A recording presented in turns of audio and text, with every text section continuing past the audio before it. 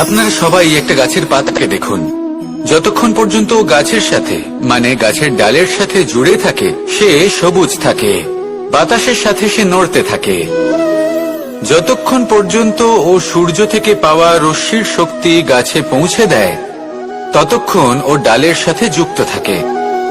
কিন্তু যখন সেই পাতা শুকিয়ে যায় তখন তার কোনো গুরুত্ব থাকে না। সেই পাতা গাছের ডালে এবং বৃক্ষের কাছে বোঝা হয়ে থেকে যায়। এবং এমন এক সময় আসে যখন সেই ডালটি শুকনো সেই পাতাকে পরিত্যাগ করে। এটাই আমরা এই প্রকৃতিতে দেখি এবং এটাই হলো সত্য। আর এটাই আমাদের জীবনে খুব বড় একটা শিক্ষা।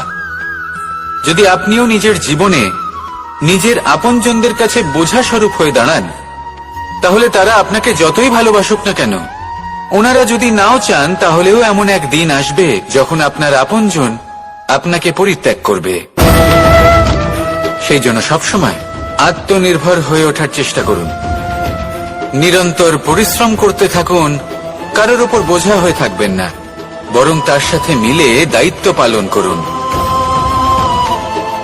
এমনটা করবেন তাহলে আপনার সম্মানও বজায় থাকবে এবং সম্পর্কের মধ্যে আপনার মূল্যও বজায় থাকবে।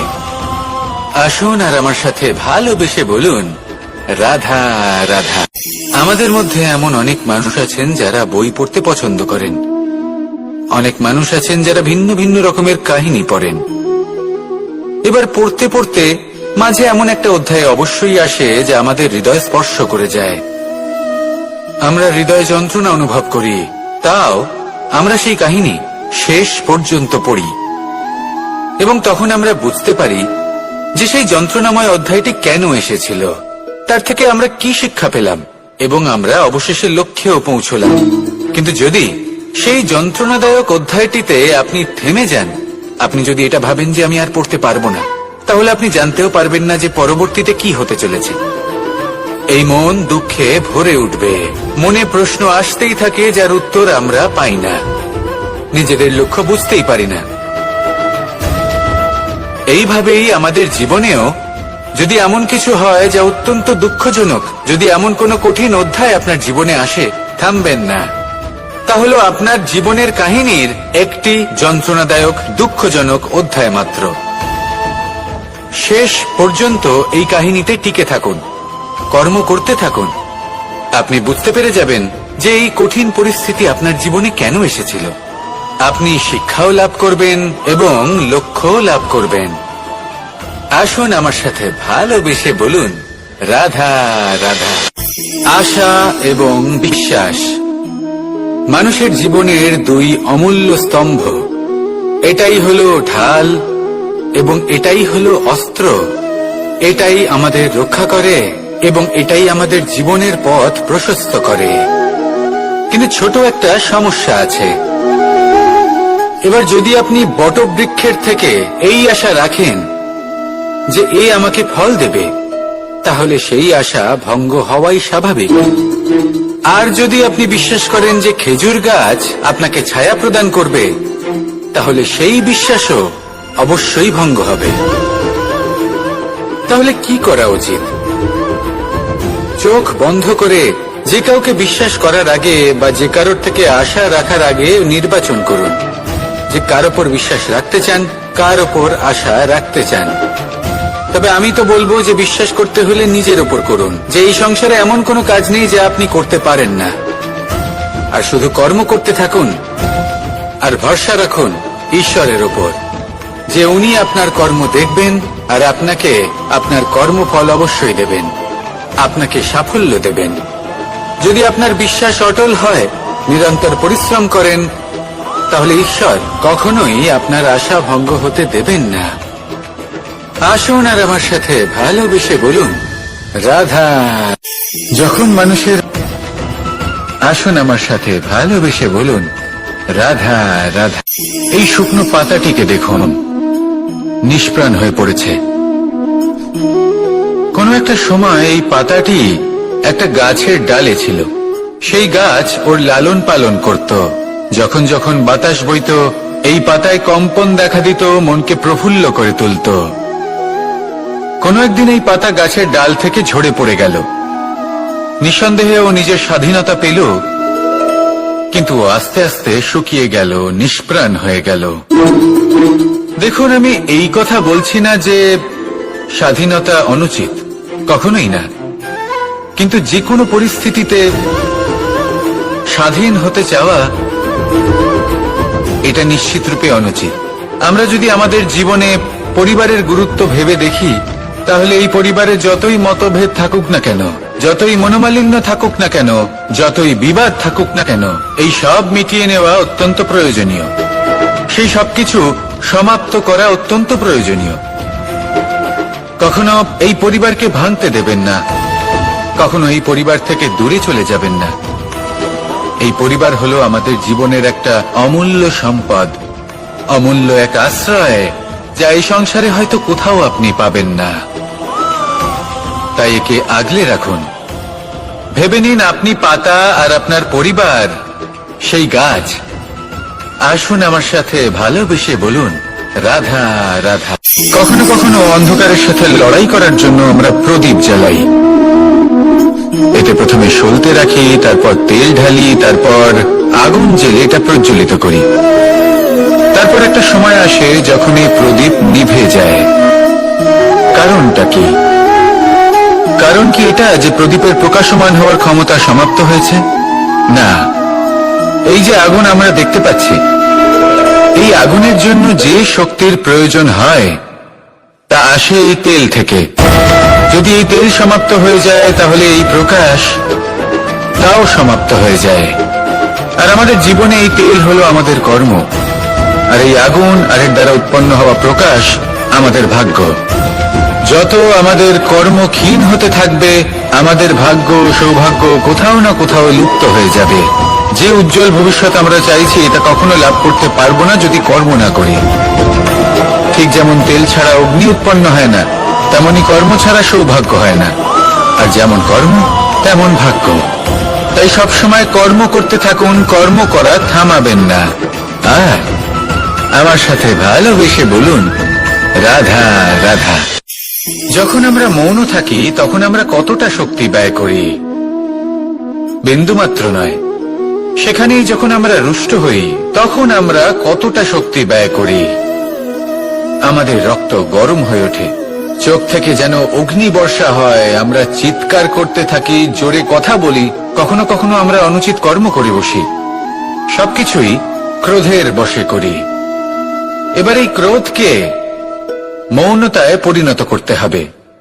এই কাজটা চোখে দেখা যায় না, এই কাজ সরল নয়, এই কাজ হলো অত্যন্ত কঠিন, এবং এই কাজই শ্রেষ্ঠ। সেই ব্যক্তি শক্তিশালী নন যিনি কথায় কথায় ক্রুদ্ধ হয়ে যান, কথায় কথায় যিনি আক্রমণ করেন। আজ্ঞে না, সব থেকে বেশি শক্তিশালী ব্যক্তি হলেন তিনি, যিনি নিজের ক্রোধকে মৌনতায় পরিবর্তন করতে পারেন, যিনি শান্ত মনে পরিস্থিতিকে বোঝেন, তার আকলন করেন, আর তারপর বিবেকের দ্বারা সিদ্ধান্ত নেন। তিনি হলেন সব থেকে শক্তিশালী ব্যক্তি। তাহলে সেই ব্যক্তি হয়ে উঠুন আর আমার সাথে ভালোবেসে বলুন, রাধা রাধা। আমাদের জীবনে গুরুজনেরা, জ্ঞানী মানুষজন সবসময় একটা কথা বলেন, ধৈর্য ধরো। শুধুমাত্র দুটো শব্দ, কিন্তু কতটা বিশাল সেটা বোঝার চেষ্টা করুন। ছোট একটা অস্ত্র হাতে নিন এবং একটা বিশাল পর্বতে নিরন্তর প্রহার করতে থাকুন, ধৈর্য ধরে সেই কাজ করতে থাকুন।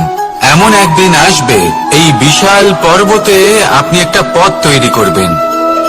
কোন ধনুর্ধর যখন নিজের বিদ্যা অর্জন করেন, তখন তাকেও ধৈর্য ধরতে হয়, তার নিজেকে সময় দিতে হয়, তবেই সে ধনুর্বিদ্যা শিখতে পারে। সেইভাবে আমাদের জীবনেও ধৈর্য ধরার খুব প্রয়োজন। পরিবারে ধৈর্য রাখতে পারলে তাহলে আস্তে আস্তে দেখবেন প্রেম বৃদ্ধি পাচ্ছে। সমাজে যদি ধৈর্য রাখতে পারেন, তাহলে আস্তে আস্তে এই সমাজ আপনাকে সম্মান করবে। যদি নিজের জীবনে ধৈর্য রাখতে পারেন, তাহলে নিজে থেকেই আত্মবিশ্বাস বাড়বে, নিজের বিকাশ হবে। জীবনে সবই সম্ভব যদি ধৈর্য রাখতে পারেন। হয়তো আস্তে আস্তে হবে, কিন্তু হবে অবশ্যই। শুধু ধৈর্য রাখুন, কারণ ধৈর্যই সব থেকে বড় পুঁজি। আসুন আর আমার সাথে ভালোবেসে বলুন, রাধা রাধা। আমাদের জীবনে যখনই আমরা কোনো বড় দায়িত্বের সম্মুখীন হই তখন আমরা তার থেকে দূরে পালাই, আর এই অজুহাত দিই যে না না, এত বেশি ভার বহন করার যোগ্যতা আমার নেই, আমি করতেই পারবো না। দেখুন, এই সংসারে ভিন্ন ভিন্ন ধরনের গাছ আছে, ছোট গাছ, বড় গাছ, কিন্তু বট গাছের মতো বড় এবং নিবিড় গাছ আর একটাও নেই। সে নিঃস্বার্থভাবে এই সংসারকে সেবা করে যায়, ছায়া প্রদান করে, শীতলতা প্রদান করে। আর যখন এমন সময় আসে যখন তার উপর বোঝা অত্যন্ত বেড়ে যায়, সে কিন্তু কোনোভাবেই ভেঙে পড়ে না। তখন সে নিজের নিঃস্বার্থ কর্মের ফল লাভ করে, সেই নিঃস্বার্থ কর্ম যা সে করেছে। তার দেহ থেকে ছোট ছোট ঝুড়ি বার হয় এবং তা কাণ্ডের আকার ধারণ করে। সেই কাণ্ড মাটির কাছে পৌঁছয় এবং তারপর তা বটগাছের সহায়ক হয়ে ওঠে, সে ভেঙে পড়ে যায় না। এইভাবে আপনিও জীবনে নিঃস্বার্থভাবে সবার সেবা করুন, ভালোবাসুন, সবাইকে সাহায্য করুন। যেদিন আপনার উপর বোঝা অত্যন্ত বেড়ে যাবে, সেদিন এই সব মানুষ আপনাকে সাহায্য করার জন্য আসবেন, আপনার শক্তি হয়ে উঠবেন, আর আপনি বটগাছের মতোই মহান এবং বিশাল হয়ে উঠবেন। আসুন আর আমার সাথে ভালোবেসে বলুন, রাধা রাধা। একটা শব্দ আছে, পরিস্থিতি। অনেক মানুষের মুখে আমরা এই শব্দ শুনি। জীবনে যখন অসফল হয়ে দুঃখ আসে, সংকট আসে, কোনো বিপদ ঘনিয়ে আসে, তখন সমস্ত দোষ আমরা পরিস্থিতির উপর চাপিয়ে দিই, আর দেখতে গেলে কোথাও না কোথাও ঠিকই করি। এই পরিস্থিতি প্রত্যেক দিনের মতো পাল্টাতে থাকে, কিন্তু এই দিন, এই রাত, এমন কেউ আছেন যিনি এর উপরেও নিয়ন্ত্রণ সাধন করেন, আর তিনি হলেন সূর্য। ঠিক সেই রকমই আমাদের জীবনেও সূর্য হলো এই মন। যদি এই মনের উপর আমরা নিয়ন্ত্রণ করতে পারি, তাহলে আমরা জীবনকেও নিয়ন্ত্রণ করতে পারবো। প্রথমে এই মনের রাজা হয়ে উঠতে হবে। তাই মনে রাখবেন, যদি মন দুর্বল হয় তাহলে পরিস্থিতি আমাদের সমস্যা বলে মনে হবে। এই মন যদি স্থির হয়, পরিস্থিতি প্রতিস্পর্ধা বলে মনে হবে। আর এই মন যদি শক্তিশালী হয়ে ওঠে, তাহলে যে কোনো পরিস্থিতি আপনার কাছে একটা সুযোগ মাত্র, এমন এক সুযোগ যাতে অগ্রসর হয়ে আপনি মহান হয়ে উঠতে পারেন। এই মনের শক্তির বৃদ্ধি ঘটান, মহান হয়ে উঠুন, আর আমার সাথে ভালোবেসে বলুন, রাধা রাধা। খুব সুন্দর একটা কাহিনী আছে। একবার এক ব্যক্তি নিজের অসফলতার জন্য ত্রস্ত হয়ে সময় দেবতার তপস্যা করতে বসলেন। উনি তপস্যা করলেন এবং সময় দেবতা প্রসন্ন হলেন, মানুষের রূপ ধারণ করে ওনার সামনে প্রকট হলেন। এবার সেই ব্যক্তি ওনাকে জিজ্ঞেস করলেন যে কি এমন আছে যার জন্য আপনি বারবার জয়ী হন আর আমি চিরকাল পরাজিত হয়ে থাকি? কেন এত পরিশ্রম করা সত্ত্বেও আমি সাফল্য লাভ করতে পারি না? তখন সময় দেবতা উত্তর দিলেন যে দিন হোক বা রাত, ঝড় হোক বা ভূমিকম্প, রোদ হোক বা বৃষ্টি হোক, সময়ের সূত্রপাত হোক বা প্রলয়, আমি থামি না, আমি চলতেই থাকি। আর সেই জন্য যিনি থেমে যান তিনি পরাজিত হন আর আমি জয়ী হই। এটাই আমাদের শিখতে হবে। জীবনে সবসময় চলতে থাকুন, কখনো থামবেন না। হ্যাঁ, কিছুক্ষণের জন্য বিরতি নিতে পারেন, বিশ্রাম করার জন্য, নিজেকে আরো সশক্ত করে তোলার জন্য, কিন্তু থেমে যাবেন না। নিরন্তর কর্ম করতে থাকুন, পরিশ্রম করতে থাকুন, তবেই এই সংসার আপনাকে মনে রাখবে। আসুন আমার সাথে ভালোবেসে বলুন, রাধা রাধা। মানুষ তার জীবনে দুই ধরনের পরিস্থিতিকে খুব ভয় পায়। এক, কোনো কারণবশত কারোর সামনে নত হওয়া। দুই, কোনো কারণে নিজের চরিত্র থেকে, নিজের মূল্যবোধ থেকে বিচ্যুত হওয়া। এবার কেন হয় এরকম যে কথায় কথায় কারোর সামনে নত হতে হয়? কেন বারংবার নিজের চরিত্র থেকে চ্যুত হতে হয়? এরকম কেন হয়? এটা তখনই হয় যখন আমাদের শিক্ষা এবং মূল্যবোধের অভাব থাকে। যদি মানুষের মধ্যে প্রকৃত শিক্ষা থাকে তাহলে এই সংসারে কোনো সময় এবং কারোর সামনেই নত হওয়ার কোনো প্রয়োজন নেই। যদি মানুষের মধ্যে মূল্যবোধ থাকে তাহলে তাকে নিজের মূল্যবোধ বা চরিত্র থেকে বিচ্যুত হতে হয় না, তা সে যাই হয়ে যাক না কেন। কোনো বালককে যদি জন্ম থেকেই সুশিক্ষার অধিকারী করা হয়, শিক্ষিত করা হয়, মূল্যবোধের অধিকারী করা হয়, তবে সে এই সংসারে এমন কর্ম করবে যাতে সে নিজেকে, নিজের পরিবারকে, সমগ্র সমাজকে গর্বিত করতে পারে। শিক্ষা লাভ করুন, মূল্যবোধ লাভ করুন এবং আমার সাথে ভালোবেসে বলুন, রাধা রাধা। আমাদের সকলের জীবনে একটা লক্ষ্য থাকে যেটা আমরা লাভ করতে চাই। ঠিক যেন একটা প্রতিস্পর্ধা বিদ্যমান যে কে সব থেকে আগে নিজের লক্ষ্যে পৌঁছতে পারবে। আর সেই জন্য আমরা সকলেই খুব তাড়াতাড়ি এগোতে চেষ্টা করি, বড় এবং দীর্ঘ পদক্ষেপ ফেলি যাতে তাড়াতাড়ি নিজের লক্ষ্যে পৌঁছতে পারি। কিন্তু এক অত্যন্ত গুরুত্বপূর্ণ বিষয় আছে, সবসময় লক্ষ্য সামনে থাকবে না, কখনো কখনো তা খুঁজতে হয়। এই যাত্রা খুব কঠিন হতে পারে। আর ঠিক এই কারণেই সবসময় দ্রুত গতিতে চলা বা তাড়াতাড়ি পথে চলা সেটা আবশ্যক নয়। তার থেকেও বেশি গুরুত্বপূর্ণ হলো ভেবেচিন্তে তারপর পথ চলা। যদি ভেবেচিন্তে পদক্ষেপ ফেলেন, চলতে পারেন, তাহলে সেটাই সর্বশ্রেষ্ঠ পদক্ষেপ।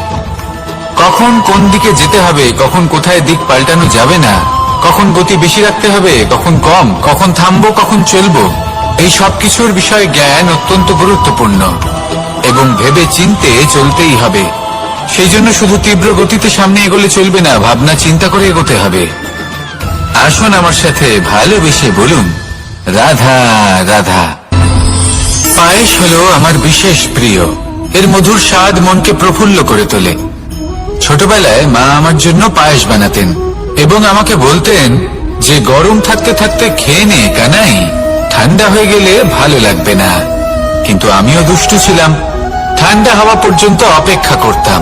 আর ঠান্ডা হয়ে যাওয়ার পরে মার কাছে যেতাম আর ওনাকে বলতাম যে মা, পায়েস তো ঠান্ডা হয়ে গেছে, এটা গরম করে দিন।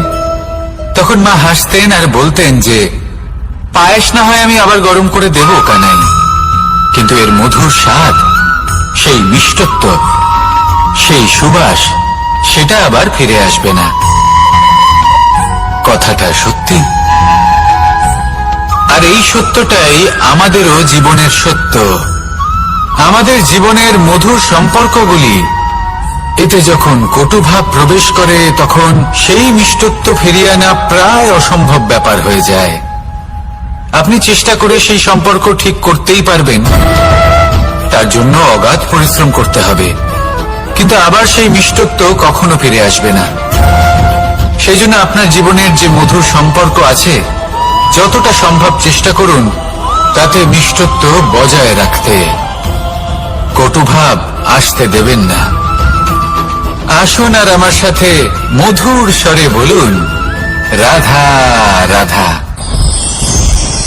শব্দ, শব্দ আসলে কি? শুধুই কয়েকটি অক্ষরের সমষ্টি, নাকি আমাদের বাণী? এই শব্দ এমন এক শক্তি যা কাউকেই নিজের বশবর্তী করে ফেলতে পারে। শব্দ এমন এক অস্ত্র যা কাউকে ক্ষত বিক্ষত করে দিতে পারে। এই শব্দ হলো একটি নাদ স্বরূপ যা কোনো ঘুমন্ত ব্যক্তিকেও জাগিয়ে তুলতে পারে এবং নিজের লক্ষ্যের দিকে অগ্রসর করতে পারে। শব্দে এত শক্তি আছে যে কারোর মনে এতটা আঘাত দিতে পারে যে সে হয়তো জীবনে আর কখনো এগোতেই পারল না। তাহলে এই শব্দের প্রয়োগ খুব ভেবে চিন্তে করবেন। এবং এই শব্দের মতোই হলো নীরবতা। অনেক সময় এই নীরবতা আমাদের সহায়ক হয়ে ওঠে, অনেক সময় এটা আমাদের অনুশোচনাকে অনেক বেশি বাড়িয়ে তুলতে পারে। ভীষ্ম পিতামহ, অঙ্গরাজ কর্ণ, যখন দ্রৌপদীর বস্ত্রহরণ হচ্ছিল তখন এনারা নীরব ছিলেন। দুর্যোধনের বিরোধিতা করেননি, ওকে বাধা দেননি। আর তারপর কি হলো সেটা আপনারা সকলে জানেন। দেখতে গেলে নীরবতা চুপ করে থাকা, কিন্তু যদি কোনো দুষ্টের সামনে চুপ করে থাকেন, যদি তার বিরোধিতা না করতে পারেন, তাহলে এই নীরবতাই অনেক বড় পাপের আকার ধারণ করে। মনে রাখবেন আর আমার সাথে ভালোবেসে বলবেন, রাধা রাধা।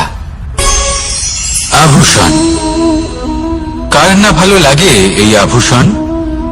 আমরা পরিশ্রম করি, ধন অর্জন করি, আর আভূষণ কিনে থাকি, কখনো নিজের জন্য, কখনো বা তাদের জন্য যাকে আমরা ভালোবাসি, বা তাদের জন্য যাকে আমরা সম্মান করি।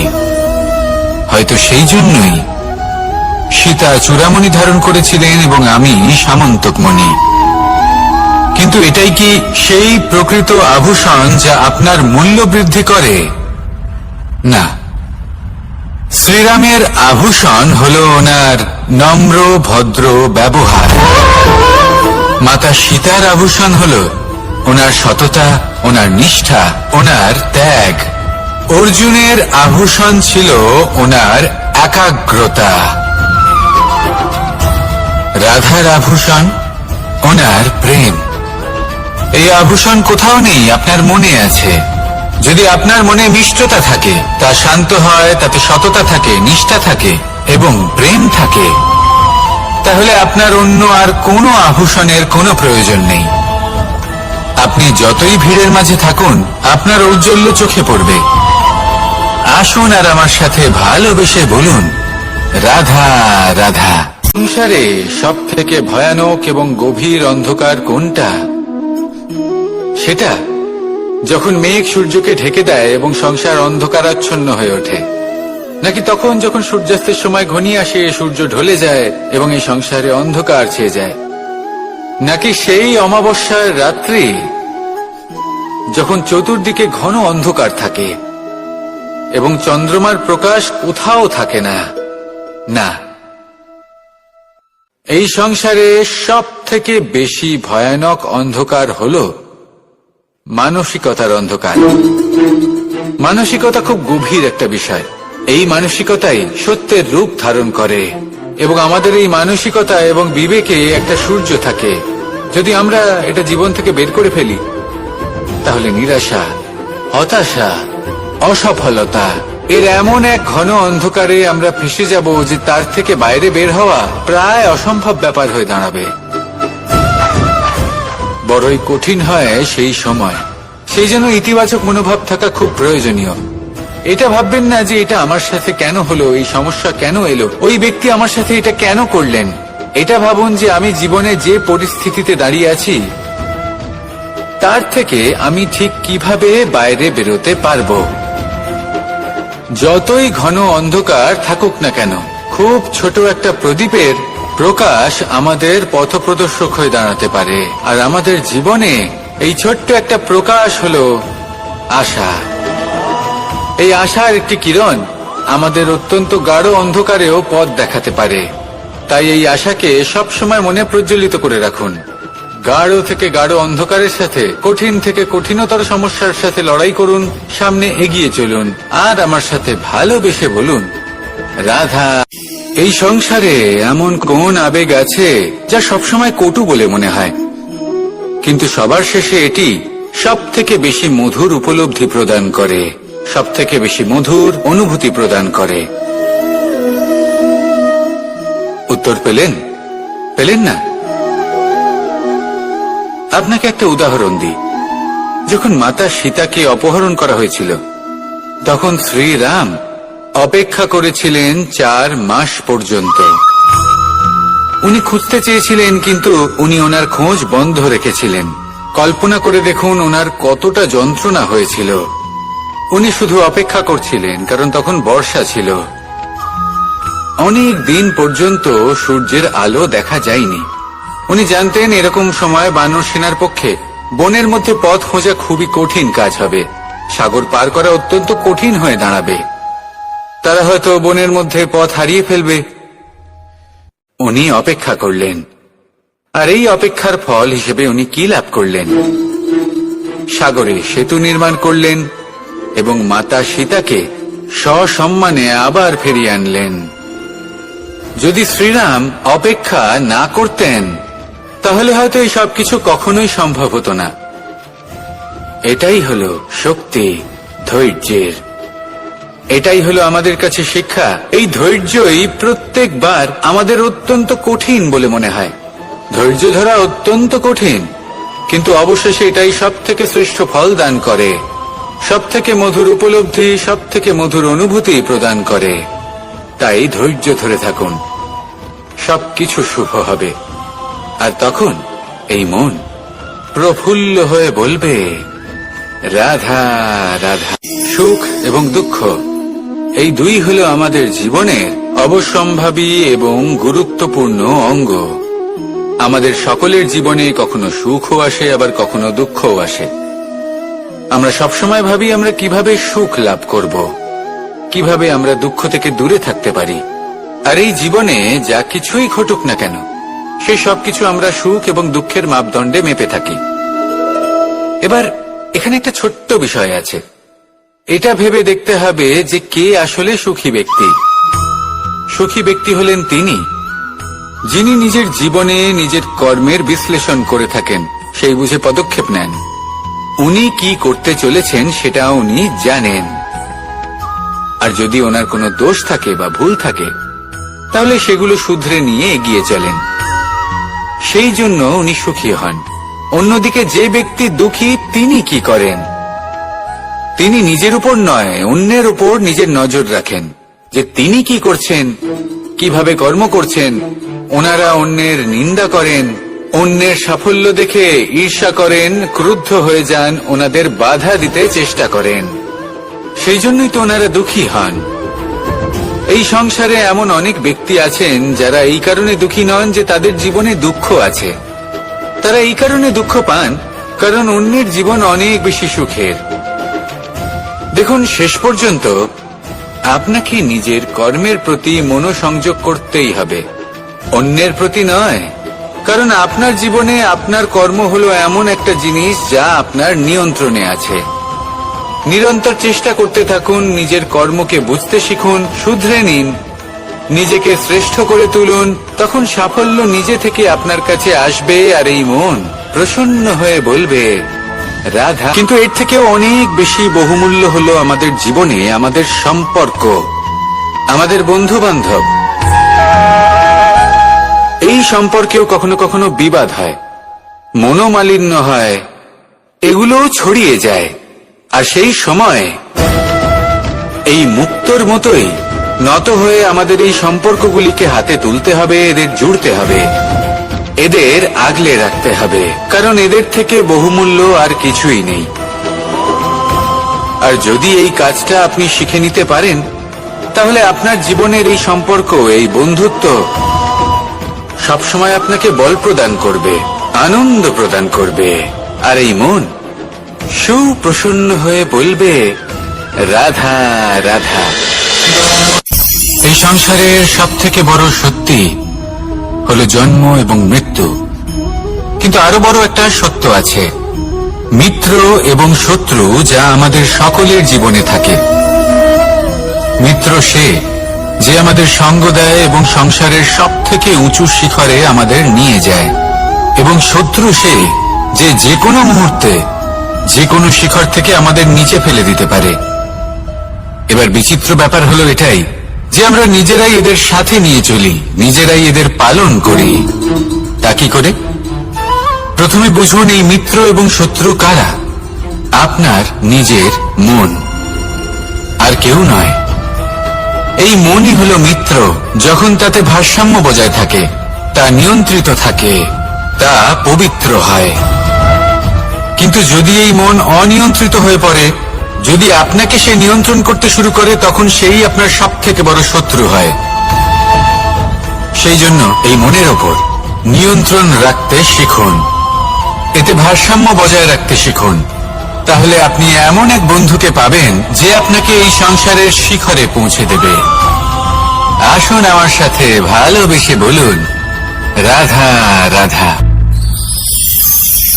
ঈশ্বর আসলে কে? সংসারের বেশিরভাগ মানুষের কাছে ঈশ্বর হলেন এই সংসারের রচয়িতা, পালনকর্তা। কারোর কাছে উনি জ্ঞাতা, কারোর কাছে উনি হলেন আস্থার প্রতীক, আবার কারোর জন্য শুধুমাত্র অন্ধবিশ্বাস। কিন্তু এই ঈশ্বর কি কোনো শরীর, নাকি একটা বোধ, নাকি শুধুই শ্রদ্ধা? ঈশ্বর হলেন তিনি যিনি হলেন আপনার ইষ্ট। সেই জন্যই তো গুরু, মাতা, পিতা এনাদেরও ঈশ্বরই বলা হয়েছে। যাদেরকে আমরা ঈশ্বর বলে মনে করি, যারা আমাদের ইষ্ট, তারা আমাদের একটি পথ দেখান, একটি দিকে চালিত করেন। সেই পথে চলে আপনি শুভ কর্ম করতে পারেন। আর যখন কোনো ব্যক্তি তার ঈশ্বরের আদেশ পালন করেন, তখন সে নিজে থেকেই শুভ পথে অগ্রসর হয়ে যান। বেশ কয়েকজন মানুষ ঈশ্বরের উপর আস্থা রাখেন এবং ভাবেন যে অনুচিত কোনো কাজ করা উচিত নয়, ঈশ্বর দেখছেন। ওনারা ভয় পান যে কোনো অনুচিত কর্ম করলে কে জানে তার পরিণাম কি হবে।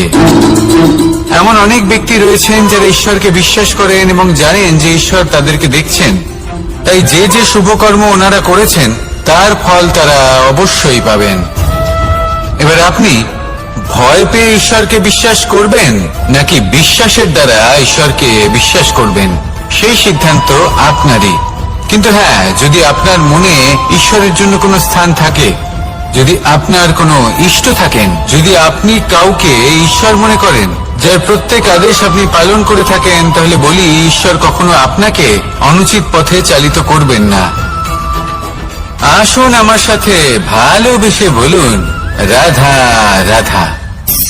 এই সংসারে ভিন্ন ভিন্ন ধরনের গাছ আছে, অসংখ্য ধরনের প্রজাতি আছে। কিছু গাছ পাতা দিয়ে থাকে, কিছু ফুল, কিছু ফল। কেউ ছায়া প্রদান করে, কেউ শীতলতা প্রদান করে, কেউ নিজেকে খুব কষ্ট দিয়ে এই সংসারের বিকাশে সহায়ক হয়ে ওঠে। কিন্তু এই সবার মধ্যে একটা বিষয় কিন্তু সমান, এরা প্রত্যেকেই পাতা ছাড়া, ফুল ছাড়া, ফল ছাড়া জীবিত থাকতেই পারে, কিন্তু কোনো বৃক্ষই শিকড় ছাড়া বেঁচে থাকতেই পারে না। এটাই হলো রাধার। ঠিক সেইভাবেই আমাদের জীবনে শক্তি হোক, ধন হোক বা সাফল্য হোক, আমাদের বা আমাদের পরিবারের প্রসন্নতাই হোক, এই সবকিছুর আধার হলো, সবকিছুর মূল হলো পরিশ্রম। তাই জীবনে চিরকাল পরিশ্রম করতে থাকুন। যদি আপনি জীবনে মহান হবার পথে অগ্রসর হতে চান, তাহলে পরিশ্রম করুন। এই পরিশ্রম দ্বারাই নিজের পরিবারকে প্রসন্ন করুন, নিজের বন্ধুদের প্রসন্ন করুন, এই সমাজকে গর্বিত করুন। আসুন আমার সাথে ভালোবেসে বলুন, রাধা রাধা। কখনো কোনো বাগানের কোনো বৃক্ষকে দেখেছেন যেখানে সুগন্ধি ফুল থাকে, রসালো ফল থাকে? তখন মন প্রফুল্ল হয়ে ওঠে, মন থেকে সেই বৃক্ষের প্রতি ভালোবাসা জন্মায়। কিন্তু যিনি বাগানের মালিক, শুধুমাত্র তিনিই জানেন যে কিভাবে এই বৃক্ষকে আগলে রাখতে হয়, কিভাবে তার পরিচর্যা করলে এতে সুন্দর সুগন্ধি ফুল হবে, রসালো ফল হবে। কখনো কখনো প্রয়োজনের থেকে বেশি রোদ পেলে এই বৃক্ষগুলি শুকিয়ে যায়, প্রয়োজনের থেকে কম রোদ পেলেও এই বৃক্ষ কিন্তু শুকিয়ে যায়। প্রয়োজনের থেকে কম জল যদি পায়, এই বৃক্ষ শুকিয়ে যেতে পারে। প্রয়োজনের থেকে অতিরিক্ত জল যদি পায়, তখনও এই বৃক্ষের শিকড়গুলি নষ্ট হয়ে যেতে পারে। এবার এটাই কিন্তু আমাদের সংসারের সাথেও হয়। আমাদের সংসারের সকল প্রতিভাশালী ব্যক্তি, যেমন লেখক, বিচারক, প্রবক্তা, যোদ্ধা, এদের সবার ক্ষেত্রে এই কথাটাই প্রযোজ্য। যদি বেশি প্রশংসা করা হয়, তাহলেও এরা হারিয়ে যাবেন। প্রয়োজনের থেকে বেশি যদি নিন্দা করা হয়, তখনও তারা নত হয়ে পড়বেন। তাহলে আপনি এদের রক্ষা করুন এবং নিজেদেরও। মনে রাখবেন একটা কথা, জেনে রাখুন কখন কোন নিন্দায় আপনি লজ্জিত হবেন না, আর কখন কোন প্রশংসার দ্বারা নিজের মধ্যে অহংবোধ জাগ্রত করবেন না। এই মন সুপ্রসন্ন হয়ে বলবে, রাধা রাধা। সময় কত বিচিত্র হয়। সময় আমাদের পক্ষে থাকলে আমরা নিজেদের রাজা মনে করে নিই, আর সেই সময় যদি বিপক্ষে চলে যায়, তাহলে নিঃস্ব হতে সময় লাগে না। তাই মানুষের একটা অভ্যেস আছে, খারাপ সময়ের জন্য কিছু সঞ্চয় করা। আত্মীয়, বন্ধু খারাপ সময় পাশ থেকে সরে যায়। যশ, মান প্রতিকূল সময় চিরস্থায়ী হয় না। তাই মানুষ মনে করে অর্থ সঞ্চয় করাই শ্রেয়। অর্থের কোনো হৃদয় নেই যা সময়ের সাথে পরিবর্তিত হবে। সংসার বলে সর্বদা অর্থ সঞ্চয় করতে থাকুন। খারাপ সময়ে অবশ্যই কাজে লাগবে, কিন্তু আমি বলবো শুভ কর্ম করতে থাকুন, আনন্দে থাকুন, নিজের ওপর আর ঈশ্বরের ওপরে বিশ্বাস রাখুন। খারাপ সময় কখনো আসবেই না। রাধা রাধা।